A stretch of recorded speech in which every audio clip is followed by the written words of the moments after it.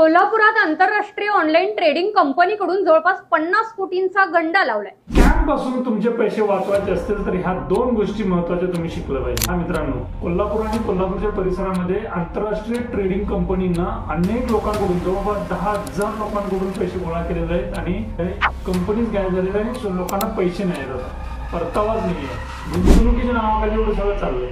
बरं, हे तुमच्या आमच्या जवळपासचीच लोक येतात हे सांगायला की बाबा इकडं पैसा परतावा चांगला भेटतोय आणि तुम्ही निर्णय घेतला पाहिजे. हे ना, एक गोष्ट महत्वाची लक्षात घ्या. ती गोष्ट, त्या गोष्टीचा ते कंपन्या फायदा करून घेतात. ती गोष्ट कोणती आहे माहिती आहे?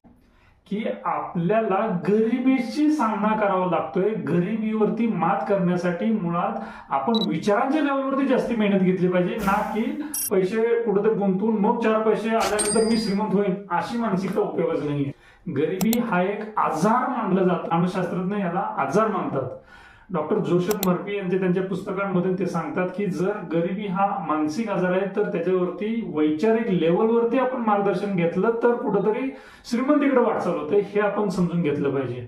ताबडतोब 4 पैसे येतील आणि माझी गरिबी नष्ट होऊन जाईल असं नाही होत. आणि ह्याच गोष्टीचा ते कंपनी फायदा घेतात. ही पहिली गोष्ट समजली पाहिजे. आणि दुसरी, तुमच्या जवळपासचा कोणीही व्यक्ती तुमच्याकडे आला आणि सांगायला आलं की इथं जास्ती परतावा आहे तर लक्षात घ्या तो खरं सांगतोय की खोटं सांगतोय हे पाहण्यासाठी ही गोष्ट, ही ट्रिक लक्षात घ्या. ती म्हणजे जो काही परतावा असेल तो जीडीपी प्लस इन्फ्लेशन या ब्रॅकेटमध्ये बसतोय का नाही ते पाहायचं. हे डिटेल तुम्ही तज्ञाला विचारा, पण जीडीपी प्लस इन्फ्लेशन हे सूत्र आहे वाढीचं, प्रगतीचं. तेवढा परतावा भेटला की तुमचे पैसे योग्य ठिकाणी आहेत असं म्हणायला हरकत नाही. मग हे किती आहे जीडीपी प्लस इन्फ्लेशन हे नक्की तज्ञाला विचारा. तुमचे काय डाऊट्स असतील तर नक्की या नंबरवरती विचारू शकताय. पण तुमचा 1 रुपयाही फ्रॉड मध्ये गेला नाही पाहिजे मित्रांनो. बघा प्रत्येकाने. आणि तुमच्या जवळच्या मित्रांना हा रील शेअर करा जेणेकरून त्यांचे पैसे वाचतील. थँक्यू.